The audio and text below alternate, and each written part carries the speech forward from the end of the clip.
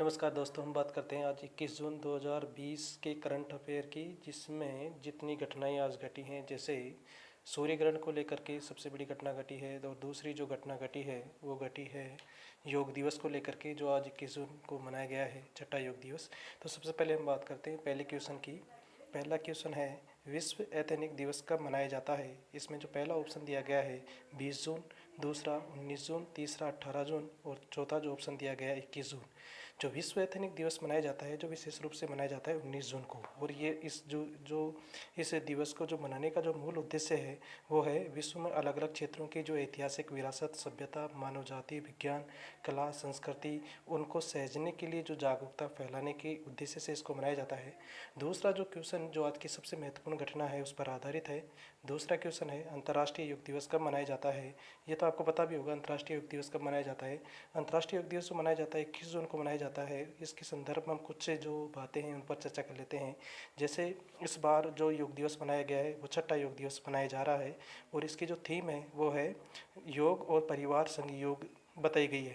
पहला योग दिवस जो मनाया गया था 21 जून 2015 को मनाया गया था, और योग दिवस को मनाने के लिए जो संयुक्त राष्ट्र महासभा में प्रस्ताव पर जो चर्चा की गई थी 2014 में की गई थी। इसके बाद 2015 से हर साल योग दिवस मनाया जा रहा है, और इस बार छठा योग दिवस है जो आपके सामने जो हम अच्छे से मना रहे हैं।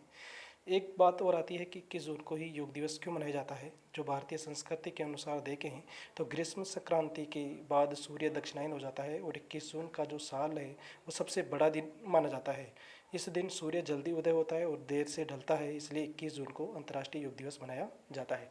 तीसरा जो क्वेश्चन आता है वो अंतर्राष्ट्रीय योग दिवस पर ही है कि इसकी थीम क्या है। तो इसकी जो थीम है वो है yoga for health, yoga at home, जो 2020 की जो थीम रखी गई है। इसके अलावा 2019 की जो थीम थी वो थी क्लाइमेट एक्शन। इसके अलावा जो अगला क्वेश्चन आता है वो क्वेश्चन नंबर 4 है, आयुष मंत्रालय और भारतीय सांस्कृतिक संबंध परिषद द्वारा संयुक्त रूप से 2020 में आयोजित वीडियो ब्लॉगिंग प्रतियोगिता का नाम क्या है? तो इस प्रतियोगिता का जो नाम रखा गया है वो रखा गया है माई लाइफ माई योगा, अर्थात इसका सी आंसर हो जाएगा। क्वेश्चन नंबर 5 आता है, ये भी योग दिवस पर ही है। योग के लिए 2020 के वीडियो ब्लॉगिंग प्रतियोगिता में भारतीय प्रतियोगी को प्रथम पुरस्कार के लिए कितने मूल्य दिए जाएंगे? तो इसमें प्रथम, द्वितीय और तृतीय पुरस्कारों की अगर हम बात करें तो जो आंसर तो बी हो जाएगा। इसमें अगर हम बात करें कि पहले पुरस्कार के लिए जो राशि रखी गई है वो रखी गई है 1 लाख, दूसरे पुरस्कार के लिए 50,000 और तीसरे पुरस्कार के लिए जो राशि रखी गई है वो 25,000 रखी गई है। अगला क्वेश्चन जो आता है वो भी योग दिवस के बारे में ही है, और इसमें स्टेटमेंट दिए गए हैं 4। उनमें पूछा गया है कि कौन सा कथन योग के बारे में सही है। अगर हम पहला जो बात करें ए ऑप्शन की, तो योग का प्रचलन प्राचीन भारत से ही है। यह एक शारीरिक, मानसिक और आध्यात्मिक अभ्यास है। दूसरा, संस्कृत से योग शब्द बना है। तीसरा, योग का अर्थ शरीर से जुड़ना या एकजुट होना है। चेतना और सतर्कता का प्रतिनिधित्व करता है, अर्थात ये तीनों ही क्या हो जाएंगे? सही हो जाएंगे। तो इसका आंसर हो जाएगा डी हो जाएगा।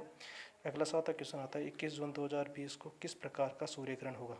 तो इसमें वैसे सूर्य ग्रहण 3 प्रकार का होता है। एक होता है पूर्ण सूर्य ग्रहण होता है, आंशिक सूर्य ग्रहण होता है, और एक वलयाकार सूर्य ग्रहण होता है। जो इस प्रकार इस जो 21 जून को जो सूर्य ग्रहण की जो घटना घटी है वह वलयाकार सूर्य ग्रहण है। और वलयाकार जो सूर्य ग्रहण होता है ये केवल उस परिस्थिति में होता है जब चंद्रमा सूर्य के पूरे भाग को न ढककर उसके 98.8% भाग को ही ढक लेता है।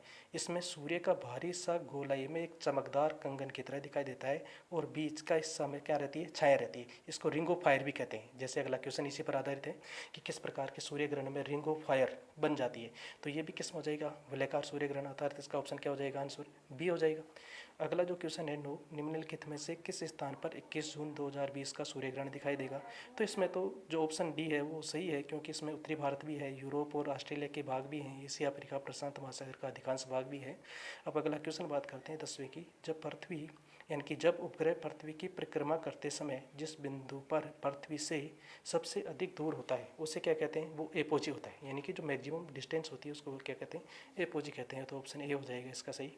अगला क्वेश्चन है कि निम्नलिखित में से कौन सा एक अपारदर्शी वस्तु द्वारा प्रकाश के अवरोध के परिणाम स्वरूप पूर्ण छाया क्षेत्र है? तो इसमें हो जाएगा ऑप्शन बी, अम्बरा। अगला जो क्वेश्चन, अगर हम बात करें अम्बरा क्या होता है, तो अम्बरा सबसे गहरा और अंधेरे वाला हिस्सा होता है, और यह स्थिति पूर्ण सूर्य ग्रहण कहलाती है।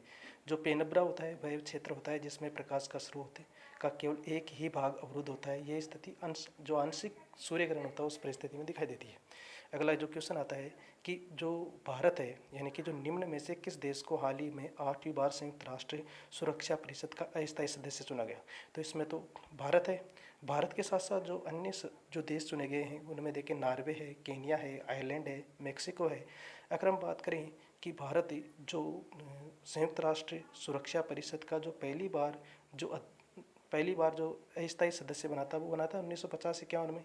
इस प्रकार वह पहले 7 बार बन चुका है। इस बार जो है वो 8वीं बार बना है और उसका जो कार्यकाल होगा 2 वर्ष के लिए, जो 2020, 2021 और 2022 का होगा। और जो अध्यक्षता करेगा वो अगस्त 2021 में करेगा।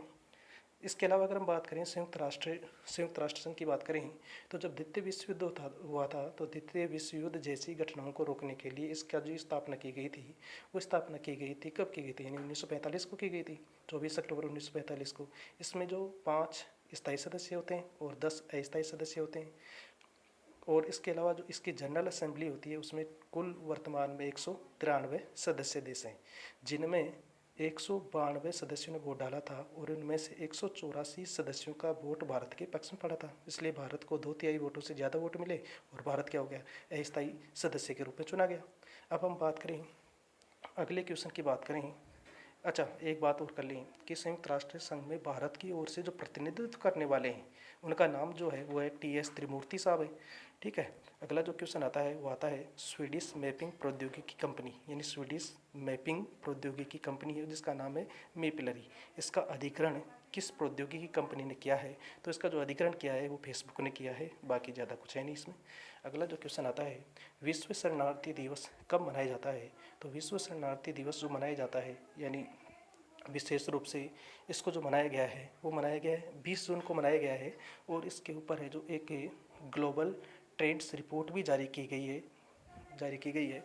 अगला जो क्वेश्चन आता है 15वां। अच्छा, एक चीज़ और बात कर लें कि जो विश्व शरणार्थी दिवस मनाने की जो शुरुआत की गई थी वो शुरुआत की गई थी 2001 में की गई थी, ताकि जो शरणार्थी हैं उनको लेकर के है जो जागरूकता ज़्यादा से ज़्यादा बढ़ाई जा सके।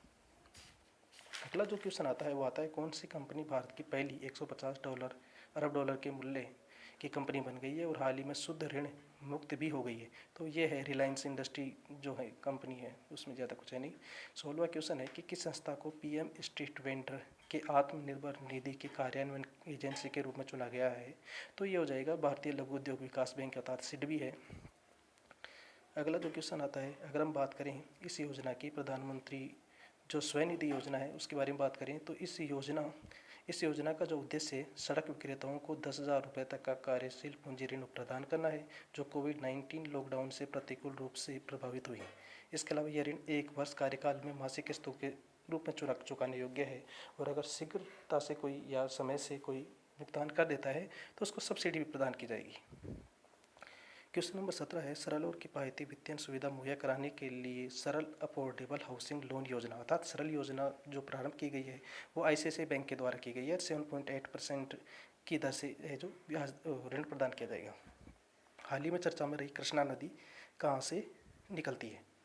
तो जो कृष्णा नदी जो चर्चा में रही है ये कृष्णा नदी निकलती है महाबलेश्वर और महाबलेश्वरम से निकलती है। छोटा नागपुर पठार से तो जो एक निकलती है जो नर्मदा है, सोन है। इसके अलावा अगर त्र्यंबकेश्वर की बात करें तो त्र्यंबकेश्वर से जो नदी निकलती है गोदावरी नदी जो निकलती है वो निकलती है महाराष्ट्र में नासिक जिले में पश्चिमी घाट में एक जगह है यानी त्र्यंबकम पठार है, वहाँ से निकलती है। इसके अलावा जो महाबलेश्वर है जो महाराष्ट्र में ही है जो पश्चिमी घाट में है, ये जो पश्चिमी घाट की दूसरी ऊंची चोटी के रूप में भी इसको देखा जाता है। तो महाबलेश्वरम से एक नदी निकलती है जिसका नाम है कृष्णा नदी। और जो कृष्णा नदी की जो सहायक नदियाँ हैं वो है दूधगंगा है, पेनगंगा है, तुंगभद्रा है, मालप्रभा है, भीमा है। इसके अलावा इस नदी के ऊपर है जो श्रीशैलम बांध, नागार्जुन सागर बांध बने हुए हैं। और कृष्णा नदी को लेकर के महाराष्ट्र और कर्नाटक के बीच में भी डिस्प्यूट भी चल रहा है। ये चर्चा में इसलिए थी क्योंकि महाराष्ट्र में 2 नदियां हैं जो कृष्णा नदी की सहायक नदियां हैं, दूधगंगा और एक वैनगंगा। यहाँ से 26,000 क्यूसेक पानी छोड़ा गया था जिसके कारण इस नदी के जलस्तर में क्या हुई है, वृद्धि हुई है। अर्थात जो कृष्णा नदी है वो अभी चर्चा में है और इसका जो उद्गम स्थल है जो महाबलेश्वर में कहाँ पर स्थित है, पश्चिमी घाट। और पश्चिमी घाट कौन सा राज्य? महाराष्ट्र।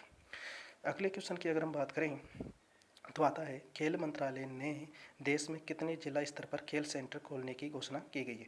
तो इसमें 1000 है। अगर हम देखें तो भारत में खेलों के स्तर को बढ़ावा देने के लिए, यहाँ के इंफ्रास्ट्रक्चर को मजबूत बनाने के लिए खेल सेंटरों की स्थापना करना जरूरी है, ताकि जो ग्रामीण क्षेत्रों में रहने वाले जो खिलाड़ी हैं उनको तराश करके खेल के क्षेत्र में भारत को ज़्यादा से ज़्यादा आगे बढ़ाया जा सके।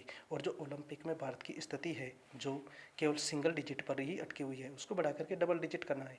तो इसलिए खेलों की स्थिति को सुधारने के लिए जो खेल सेंटर खोलने की जो भी घोषणा की गई है उसमें 1000 आंसर हो जाएगा, क्या हो जाएगा। अगला जो क्वेश्चन आता है 20वां, वैज्ञानिक एवं औद्योगिक अनुसंधान परिषद को कोरोना वायरस मरीजों के उपचार के लिए वायरस रोधी दवा के रूप में किसके क्लिनिकल ट्रायल की अनुमति दी गई है। तो इसमें एक दवाई है जिसका नाम है उमिफेनोवियर, इस दवाई को है जो अनुमति दी गई है। ये जो दवाई है ये क्या करती है, ये एक प्रकार की जो कहने का मतलब कोरोना वायरस के विरुद्ध कोई दवाई नहीं है, बल्कि ये एक एंटी कोरोना वायरस वैक्सीन है जो क्या करती है, केवल प्रतिरोधक क्षमता को बढ़ाती है, अर्थात कोशिकाओं में वायरस के प्रवेश करने और उसको रोकने के लिए जो प्रतिरक्षा प्रणाली है उसको क्या करती है, सक्रिय करती है। और वर्तमान में देखें तो चीन और रूस में इम्यूनोफेयर के उपयोग किया जा रहा है। इसके अलावा देखें तो 21वां क्वेश्चन है, मिसियस क्वांटम उपग्रह हाल ही में चर्चा में रहा, ये उपग्रह किस देश के द्वारा छोड़ा गया। तो जो ये उपग्रह छोड़ा गया है, ये छोड़ा गया है किसके द्वारा छोड़ा गया है, चीन के द्वारा छोड़ा गया था, 2016 में छोड़ा गया था। और इसकी अगर हम बात करें तो ये जो उपग्रह है इसमें जो संचार माध्यम को सुरक्षित बनाने और सूचनाओं की गोपनीयता को सुनिश्चित करने के लिए क्वांटम एन्क्रिप्शन पद्धति पर आधारित पहला उपग्रह है, अर्थात पहला क्वांटम सैटेलाइट है जो 2016 में चीन के द्वारा इसे छोड़ा गया था। हाल ही में इसने क्या किया है कि दुनिया का सबसे सुरक्षित संचार स्थापित करने के लिए प्रकाश तरंगों का उपयोग किया है, अर्थात प्रकाश तरंगे यानी फोटोन के रूप में सूचनाओं को क्या किया इसने भेजा है। और उन सूचनाओं को इनक्रिप्टेड करना यानी उन सूचनाओं को किसी दूसरे के द्वारा प्राप्त करना इतना आसान नहीं होता है। तो ये जो पहला क्वांटम उपग्रह है वो किसके द्वारा लॉन्च किया गया था, चाइना के द्वारा किया गया था। जैसे इसमें दिया भी गया है कि मिसियस विश्व का पहला क्वांटम संचार उपग्रह 2016 में लॉन्च किया गया था। उपग्रह का जो नाम है प्राचीन चीनी दार्शनिक मोजी के नाम पर रखा गया है। क्वेश्चन नंबर 22 आता है कि हाल ही में राज्यसभा के चुनाव संपन्न हुए। राज्यसभा का जो गठन है कौन से अनुच्छेद के तहत किया जाता है। तो अगर हम राज्यसभा के गठन की बात करें तो राज्यसभा का गठन आ जाता है अनुच्छेद 80 के तहत आ जाता है। और अगर हम बात करें राज्यसभा की थोड़ी बात करें तो राज्यसभा में जो कुल जो सांसद हैं वो है टोटल 245 हैं। उनमें से अगर हम बात करें तो स्टेट और यूटीज़ को मिलाकर के 233 हैं। और जो इसके अलावा जो 12 हैं वो राष्ट्रपति जी के द्वारा मनोनीत किए जाते हैं। इसके अलावा जो राज्यों में है 229 और 4 हैं यूटीज़ में। इन को मिलाकर के 233 का जो चुनाव होता है वो अप्रत्यक्ष पद्धति पर आधारित होता है। जो इस अप्रत्यक्ष पद्धति में राज्यों की विधानसभाओं की जो निर्वाचित सदस्य हैं वो क्या भाग लेते हैं और उनके द्वारा इनका चुनाव किया जाता है। अर्थात राज्यसभा का जो गठन है वो अनुच्छेद 18 के तहत किया गया है। अगर हम बात करें क्वेश्चन नंबर 23 की तो national institute of public finance and policy का चेयरमैन किसे नियुक्त किया गया है, ये उर्जित पटेल साहब हैं। वित्त मंत्रालय द्वारा अधिसूचित लघु उद्योग विकास बैंक का जो सिडबी बैंक है उनके जो नए निदेशक के रूप में किसे बनाया गया है, तो देवेंद्र कुमार नाम दिया गया।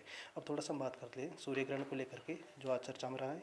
सूर्य ग्रहण कब होता है, जब चंद्रमा पृथ्वी और सूर्य के मध्य से होकर गुजरता है तथा पृथ्वी से देखने पर पूर्ण सूर्य ग्रहण तो आंशिक रूप से चंद्रमा क्या हो जाता है, चंद्रमा द्वारा आच्छादित हो जाता है। चंद्रमा द्वारा सूर्य के बिंब के पूरे या कम भाग के ढके जाने की वजह से सूर्य ग्रहण 3 प्रकार का होता है, पूर्ण सूर्य ग्रहण, आंशिक सूर्य ग्रहण, गोलाकार सूर्य ग्रहण। पूर्ण सूर्य ग्रहण क्या होता है कि